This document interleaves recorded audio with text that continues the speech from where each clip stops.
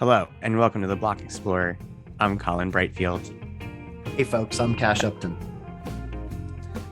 The Block Explorer is here to educate and inspire you about the world of crypto and NFTs. We'll do deep dives into critical concepts for understanding what's happening and discuss the current events shaping the space. We're making this podcast for the curious, the free thinkers, and the change makers that propel us forward. As we embark on our adventures, remember that none of this is financial advice and crypto can be risky. In this episode of Getting Nifty, we discuss the recent challenges to the NFT rights in Hollywood, the expansion of music, NFTs, and hip hop culture where they overlap, and highlight community NFTs as a mean for value creation.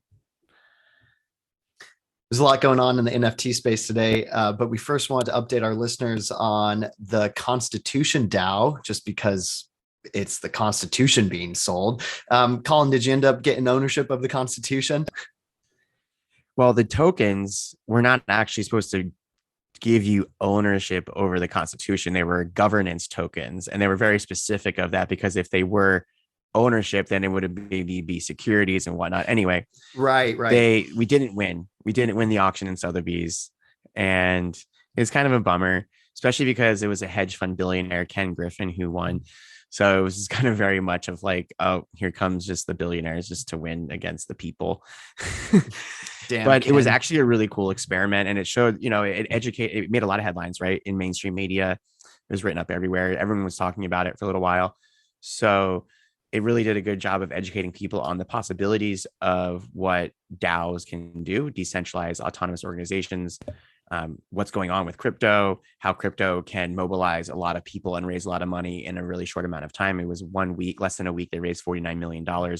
So they just kind of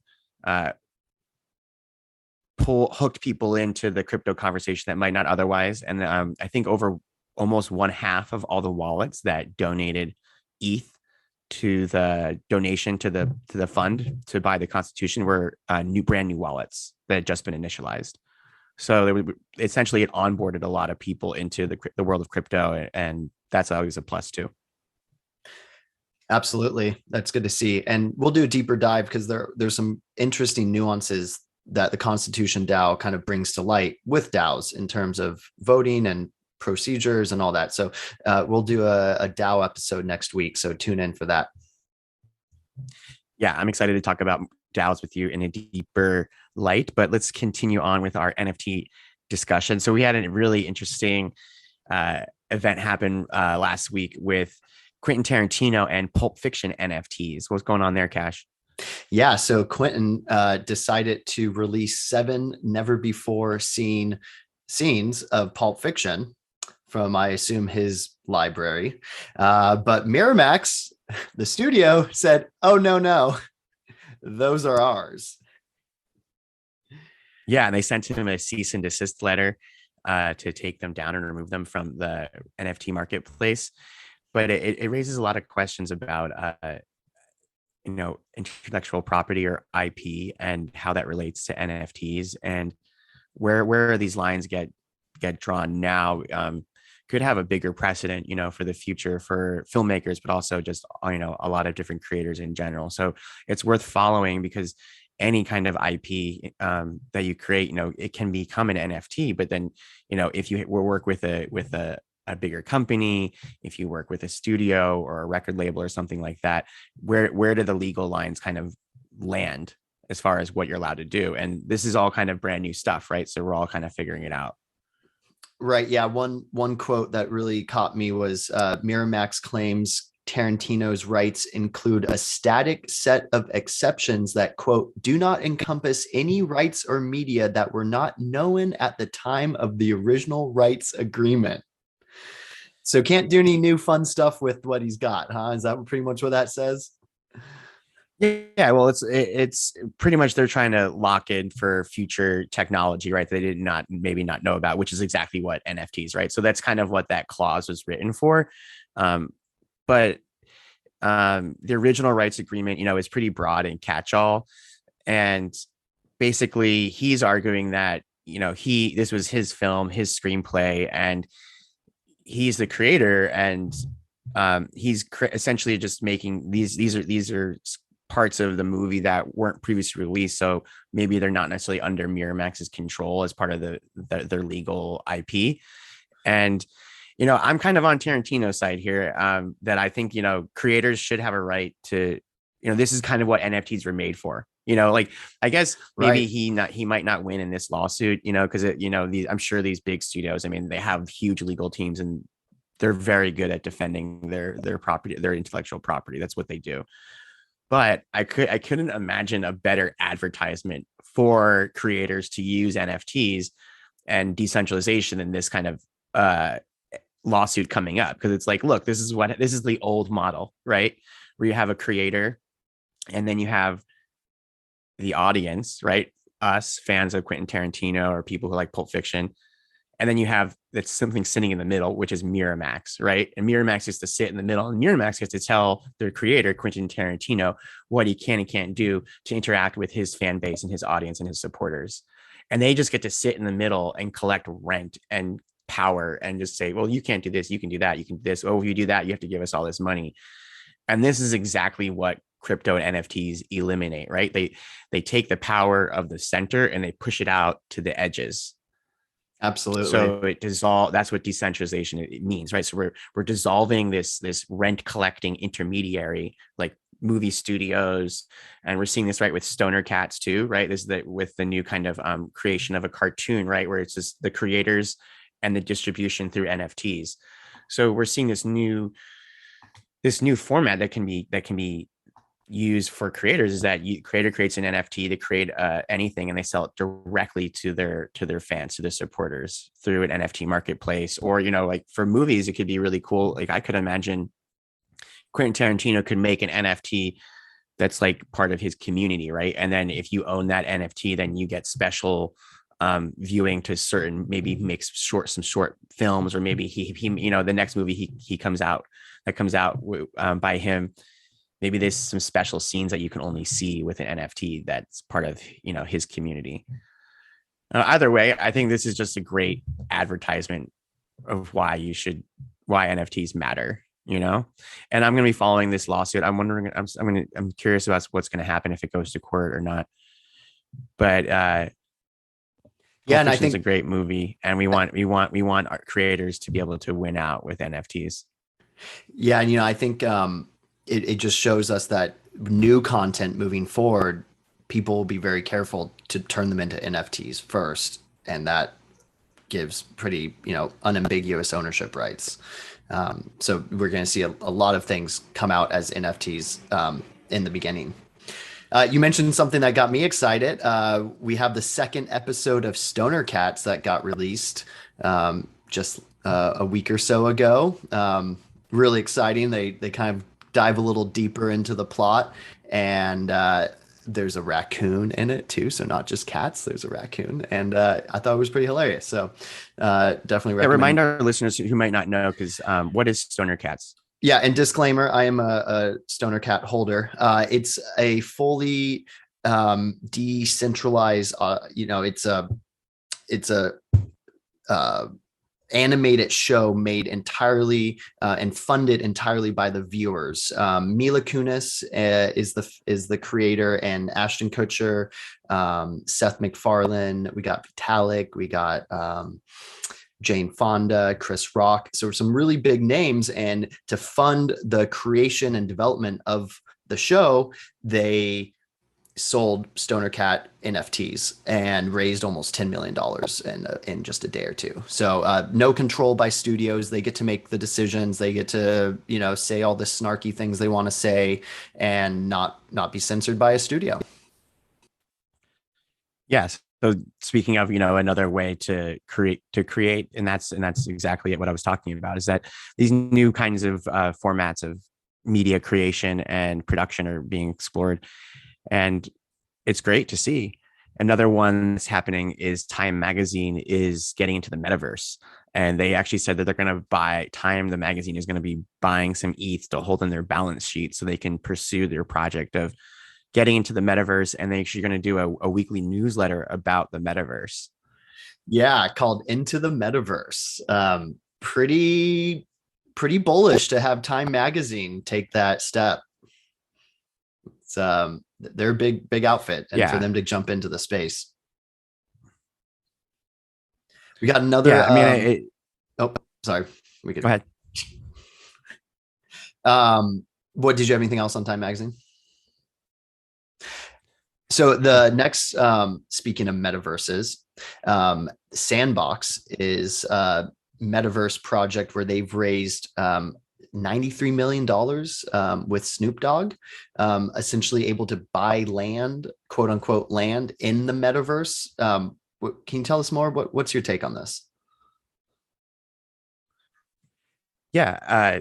Sandbox is a really cool project that it sounds just like it is, right? You can make anything in it. It's just this open playground to explore with software, with NFTs, with this whole metaverse concept. And you can buy land there and you can kind of develop your land. So if you had a bunch of NFTs in your collection, you could buy some land and put up your own gallery. Or if you're a musician, you could buy some land and you could have like a concert venue and people can go virtually visit your concerts. And we saw some people doing this, right, with Fortnite. We've had concerts in that. So this is a like the next step where it's really much more user generated, user created. And Snoop Dogg is NFT bullish. He's a big NFT guy. It's actually really funny to see him just embrace it. And I think there's a lot of overlap, and we'll touch on it more. But hip hop artists really like crypto and NFTs because it is kind of it's grassroots, it's counterculture, it's kind of like sticking it to the man, kind of these and it's user generated and underground in some ways, and so it kind of has the similar ethos to hip hop. So you see a lot of hip hop artists that are getting involved with NFTs or crypto, and it's cool to see. Yeah, and if some of our listeners want to check out the metaverse or have some exposure to it, the Index Fund just released a Metaverse Index Fund. So they're pulling from a lot of the gaming platforms and other development apps taking advantage of the metaverse, and you can have some exposure to that. Yeah, the Metaverse Index is MVI is the token, if you want to look it up. And it's really cool because they hold Illuvium, which is a game that's coming out on Immutable X blockchain next year, which looks really awesome. And then there's Axie Infinity, which we've talked about before, which is a massive success, kind of like a Pokemon game. And they hold a few other tokens, and it's an emerging part of the crypto industry, and that's where NFTs are actually getting a lot of adoption. And so if you're looking to get some exposure to all of that growth, the Metaverse Index from the Index Co-op is a great fund to check out. And before we leave the metaverse, let's just remind our listeners that Facebook is pretty bullish, and Zuckerberg kind of made his whole life mission now the metaverse, and Facebook is rebranded as Meta. So we should all ask ourselves, do we want Facebook owning the metaverse? Yeah, I mean, it's going to be interesting to see how Facebook's idea of the metaverse plays out, but they've been spending billions of dollars on this metaverse idea behind the scenes. And then I don't know if you've seen, I saw actually a couple of commercials for Meta on TV actually, and they try to simulate what it's like, I guess, what it would be like, where they have like some people and then there's like some animals, and like the animals become the people and they start dancing. So, or the people become the animals. It's kind of where it molds. It starts with like four kids looking at like a painting in a museum, and then all of a sudden it's like, it almost is like, okay, is the metaverse like a mushroom trip? Or yeah, that's kind of what I was just thinking in my head when you were describing that. I was like, so the metaverse, we're just gonna give everyone some psilocybin mushrooms and then call it a day. Oh, I love it. No, but everyone talks about the metaverse. It's this really trendy word right now, and if you ask 20 people, you get 20 different answers what it is. What do you think the metaverse is, Cash? I think it is an area for virtual reality to be at the forefront. I think that's going to be how we're interacting with it a lot. And I see it as ownership of the blockchain in a way where you can then create these digital spaces that appear like reality. Yeah, I agree with you, and I would take it one step further than that. What crypto does is it gives us digital property rights, right? Tokens are your property. You own your digital rights now in the crypto world. Web one. This is from Chris Dixon. He said Web one was read, right? You could just, for the early internet, right? It was just like reading web pages, kind of, right? And consuming information. Web two was read and write, where you could, consume content, but now you could, content creation. You were co-creating the internet, right? With all these platforms and social media, Facebook, Pinterest, YouTube, etc. And now Web three is read, write, own. And so now there's this element of ownership that's built into the internet now, and that's what these tokens represent. And so, in the physical world, the world that meat space world that we live in, we have property rights. Like, it's pretty much something that we just, when we're born, we kind of learn about this, and we absorb it into our psyche at a very early age.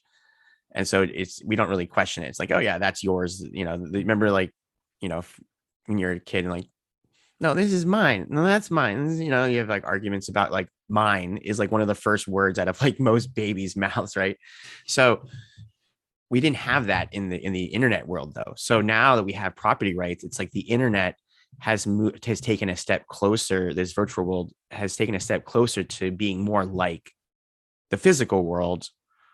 And the physical world, because now we're all plugged in way more than usual, especially in history with the pandemic, we're all online more. We have digital lives essentially. And so I think the metaverse for me is the digital world and the physical world just melding into kind of one experience where you can have value can flow from the physical world to the digital world, like in a river, right? We've created this river of value through crypto, and now value can flow from the digital space to the physical space seamlessly in a way that it never could before. And that's right, this river that's of value that's opened up. Right now, it's kind of like a small river, right? There's a few people and there's a few projects, and that are interested in it. It's a small subsection of the world, but as this technology proliferates, as more people learn about it, as it becomes more accessible, and as it becomes more sticky and starts to infiltrate other parts of our lives and more convenient, that river, I think, is just going to become like a tsunami of exchange between, the physical world and the digital world, to the point where it's going to be very hard to delineate like where one begins and one ends, type of thing. I like it. Into the So that was my metaverse. long-winded answer, but we got there. I love it. All right, well, sign up for the Time Magazine Metaverse and learn some more, folks. Newsletter. Yeah. And then let us know your thoughts. Yeah. All right, so we got so POAP is a really cool. Yeah, a few major companies coming in. POAP. What's a POAP, Colin? Yeah, so proof of attendance protocol is POAP, and it's this kind of more obscure smart contract that lives in crypto land. And what it does is it's kind of like you get a badge. It gives you like a proof that you were participating in some kind of event or activity or meetup or whatever. Didn't you get a POAP for the failed Stoner Cat launch?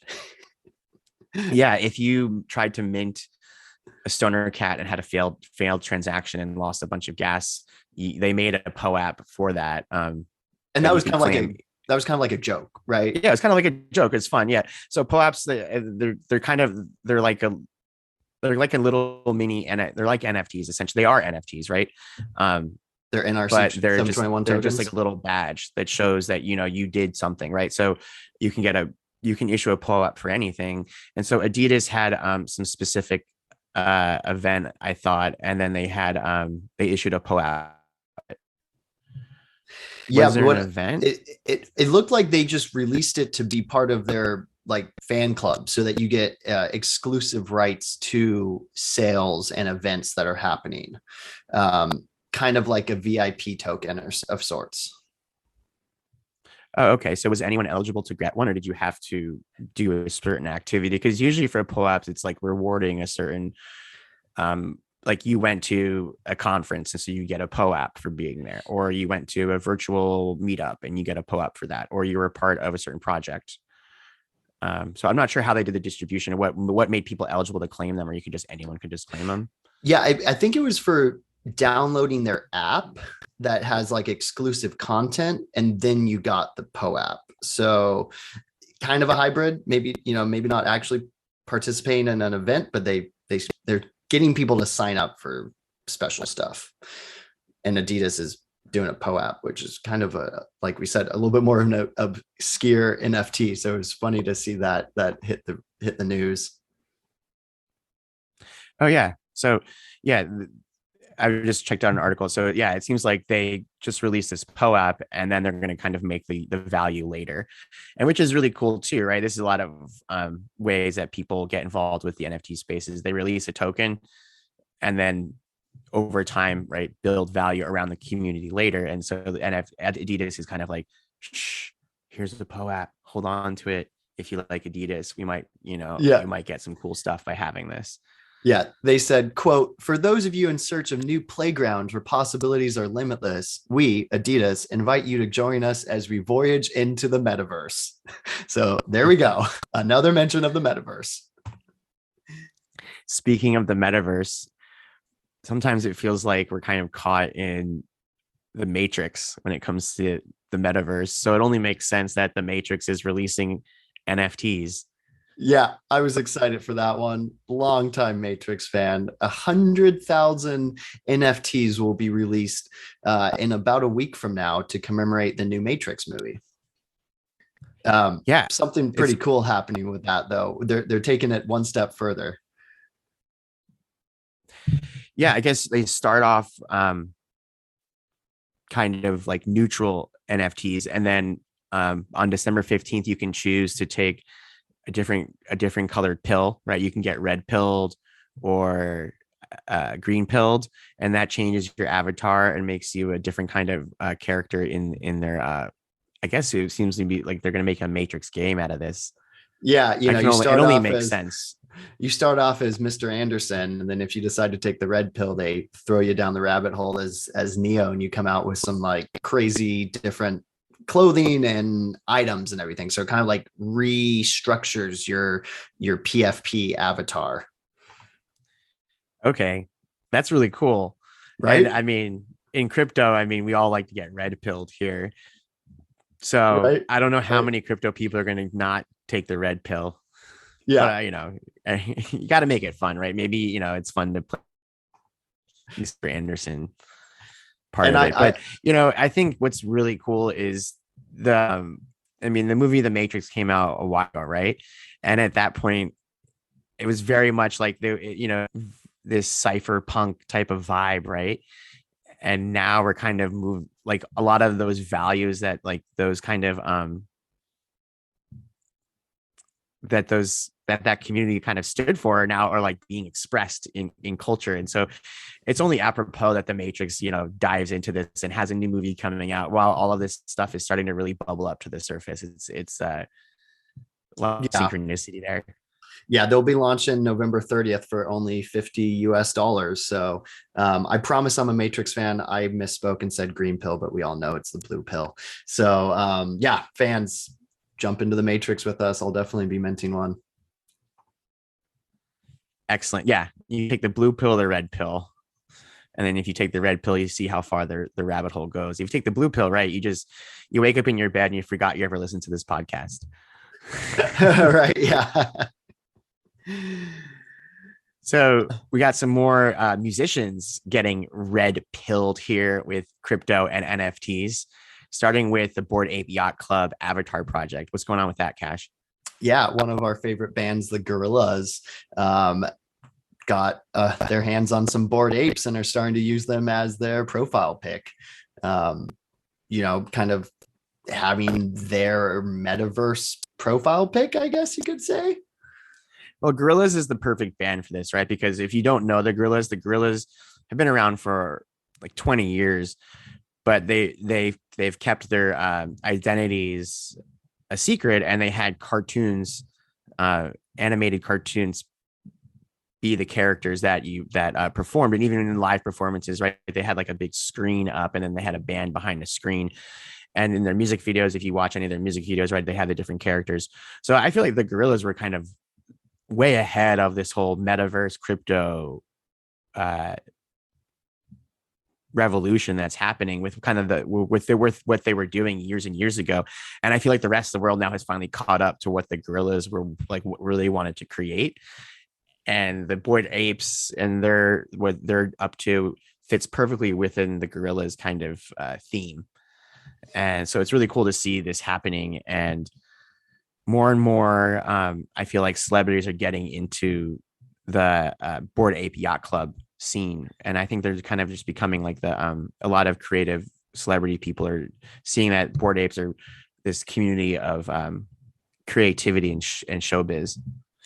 Yeah, there's a Bored Ape themed production called Ape In Productions. Was that Timbaland doing that?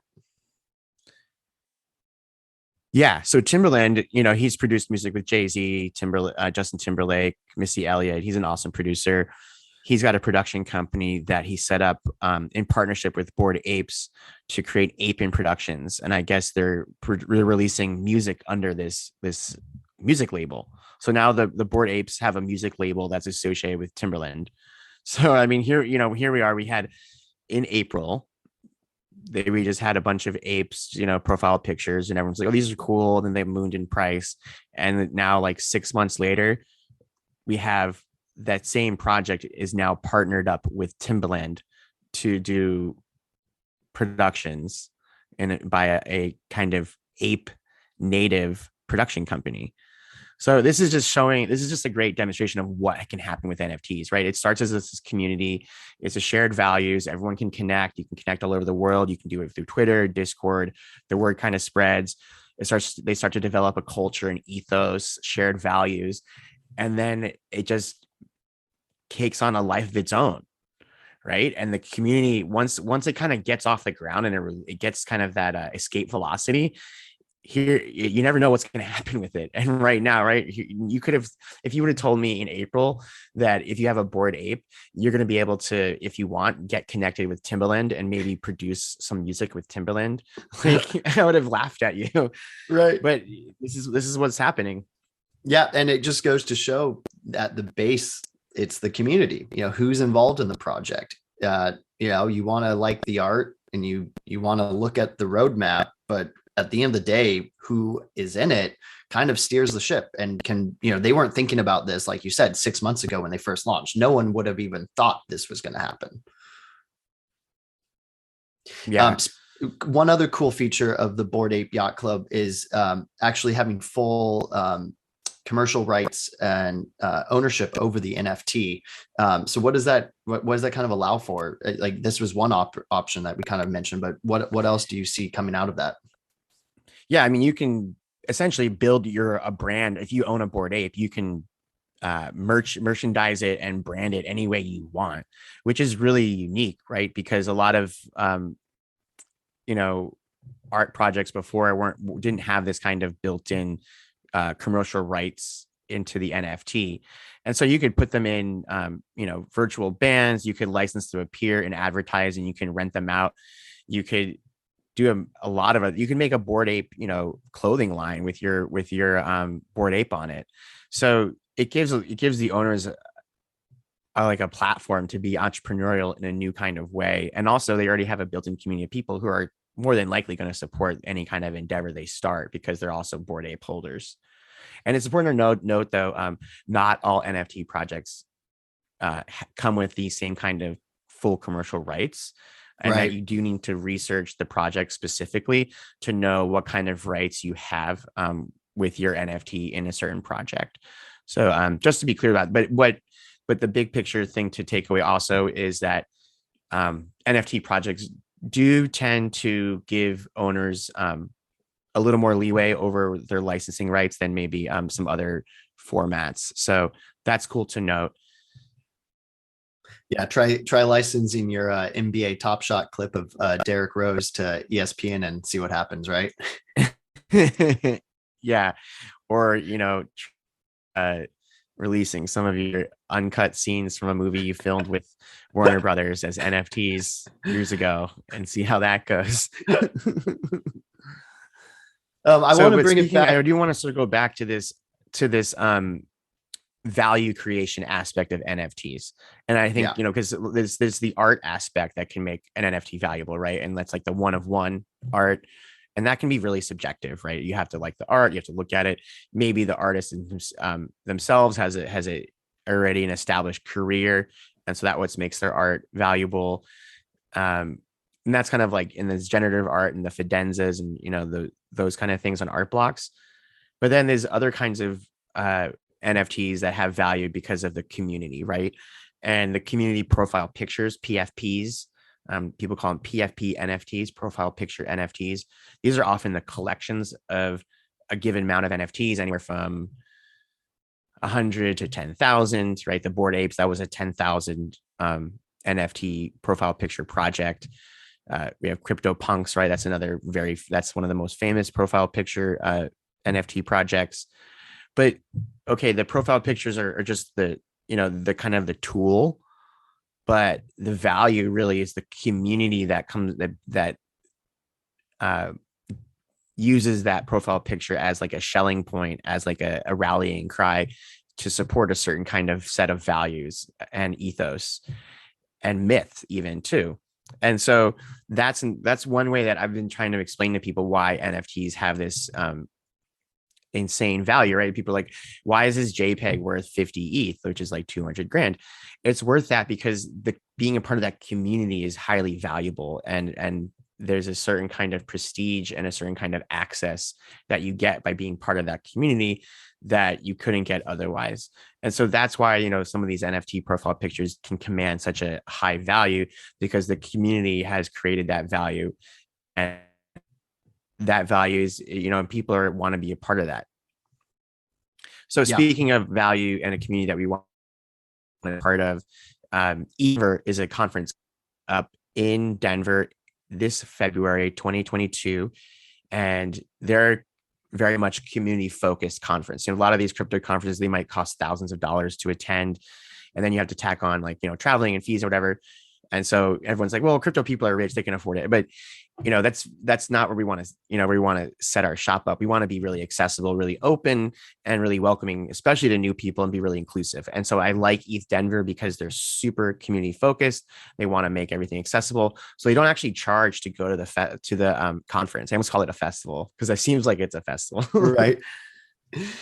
Yeah, they're taking applications. So you apply and you say why you're most suited to be there, and then there's a little extra perk to getting considered if you own one of the PFP NFTs for ETH Denver, which is called the Bufficorn. And who doesn't want a Yeah, buffalo and I love the unicorn whole hybrid? Bufficorn story. Yeah, so it's a combination of a buffalo and a unicorn, because in Silicon Valley, right, the unicorn term is like a rare $1 billion valuation company, right? So these VCs in Silicon Valley invest in all these different companies, right? And if one of them hits, and gets a $1 billion valuation, then these VC firms are stoked and they make a bunch of money, and then we have a new company. That's how a lot of these Web2 companies were formed, and now that's a very much different model though than what the crypto community is like, and where it's where Ethereum community is very much more of a grassroots herd mentality. We're working all together, we're building as a herd, and that's why like the buffaloes, we move as one unit together, and that's why the buffalo kind of represents the Ethereum community. But we also want to get some of that magic, and we do want to be really successful. And so the Bufficorn is the obvious creature to have as your profile picture for ETH Denver.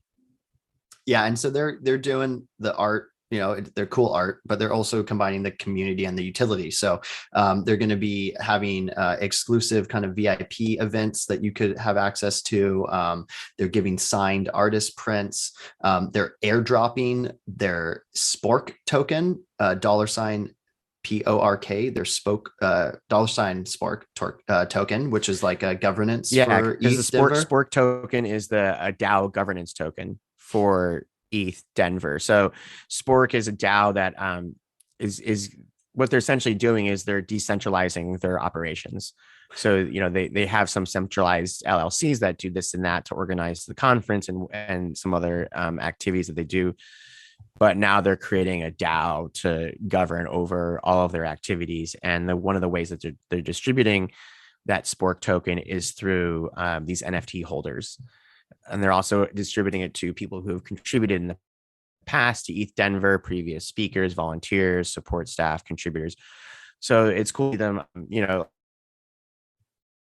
thing where they retroactively honor people who have supported them and built the project in the past.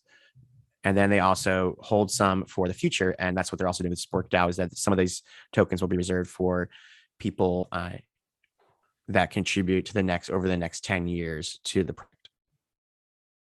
Right. And they're going to be airdropping some Spork to Buffercoin holders on Thanksgiving, just a few days from now. Yeah. So if you want to go to ETH Denver, first of all, apply, because I think it's a first come, first serve basis as they go through the application. They just opened up yesterday.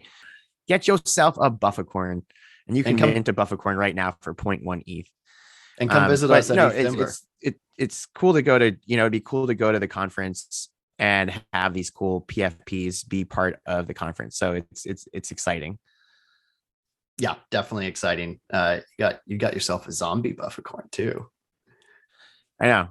I don't know how I ended up with a zombie one, but I don't know if they're even rare or not. We have to check the rarity and stuff, but right. I'm stoked on it. And then speaking of some stoke, we have some really cool stoke happening with some new NFT podcasts happening over from the Bankless team. They have Overpriced JPEGs by Carly Riley, which launched like 2 weeks ago. And she's fantastic. She used to be the campaign finance manager for Andrew Yang. So she's got a finance background, but then she went down the NFT crypto rabbit hole super deep, and she's hosting a cool show. She had a guest on that's kind of like a OG in the NFT space, Zeneca 33, and he's been doing a lot of fun building in the NFT space and coaching and kind of guiding new people along the path of NFTs. So tell me more about what you learned about that, Cash. Yeah, really great episode. Definitely encourage our listeners to check it out.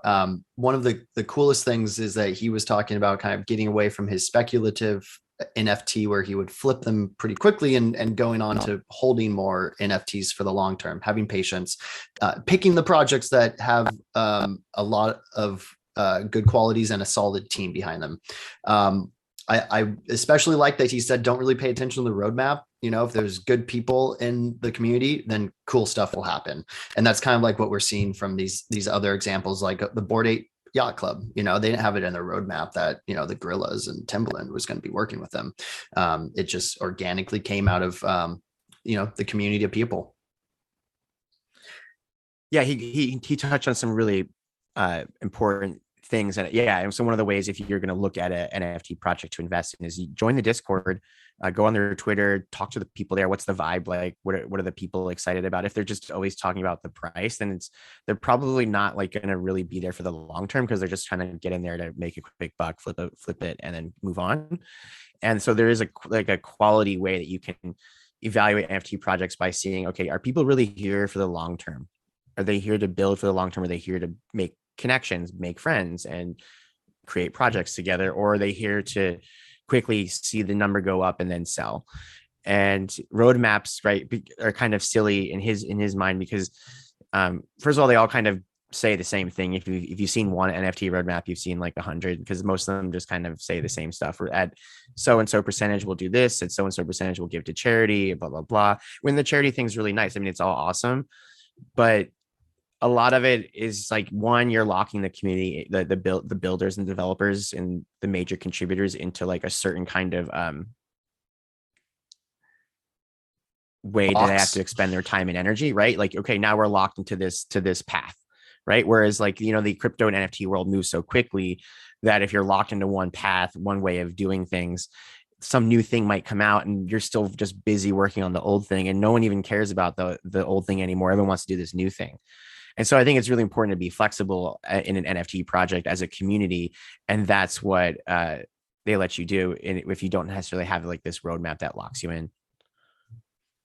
Yeah, I think it's a good thing to remember what can happen organically. Zeneca left us with a really interesting NFT project that he's releasing, something that kind of really hits home at the center of what we're talking about, which is the community, who's involved. And he's releasing just a standard coin NFT, nothing special, he said. Unlimited supply for 0.033 ETH to be in his Discord. So to actually just be part of his Discord. If you're already in it, he said, thanks for participating and supporting me. I'll keep you in it. But he's trying to kind of create a value where there aren't a bunch of bots coming into the Discord and spamming people, and actually creating a community where people are there intentionally. And then to step it up a notch, he has a super private channel within that Discord for only 333 people, which he's selling for 3.33 ETH, which is a lifetime access to his, very personal, private, able to talk to him, ask him what's up, ask him about NFT projects.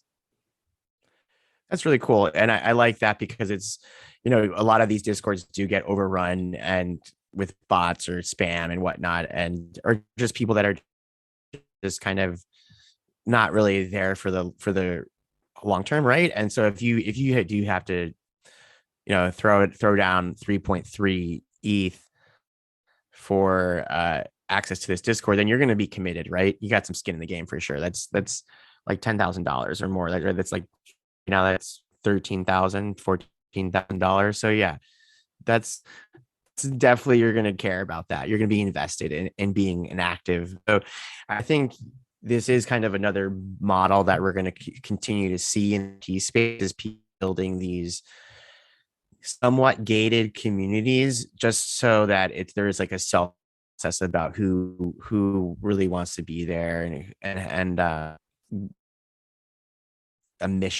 shared mission from the community. It's cool to see that.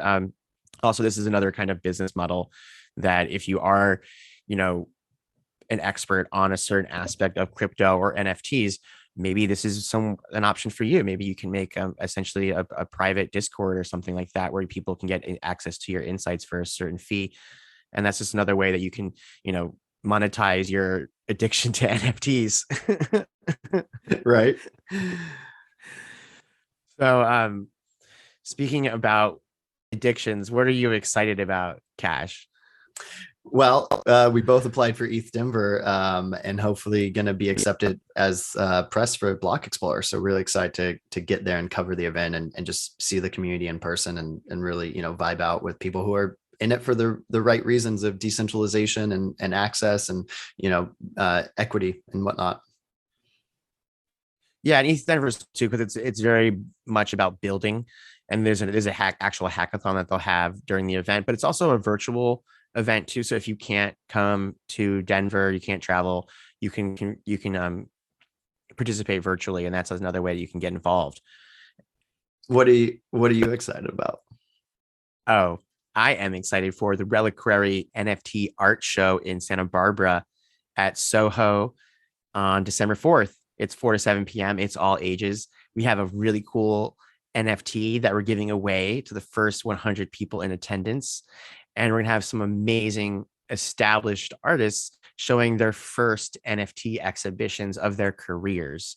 So we have Chester Arnold, Manuel de Cisneros, and John Schooler are our featured artists doing their first initial NFT drops, which will be on auction that you can participate at the event or virtually.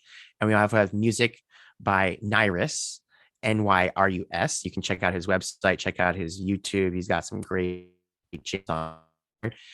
And we're going to have some drinks and food available for purchase from Soho. And then later in the evening, we have the Salty Strings Band performing right after the show. So if you're in Santa Barbara, you're on the West Coast, you're in anywhere near us on December 4th, come to Santa Barbara. Reliquary DAO is putting on an NFT art show that you want to be at. You can get more info at reliquarydao.com.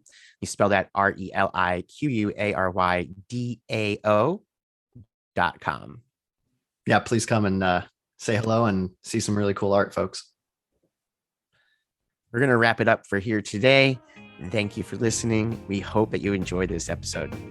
Thank you for exploring the world of the blockchain with us. Crypto is changing the world. We're here to ensure you're ready. Please subscribe, share this podcast with your friends and coworkers and Thanksgiving attendees, and leave us a review. We look forward to sharing our next episode with you. Cheers. Cheers.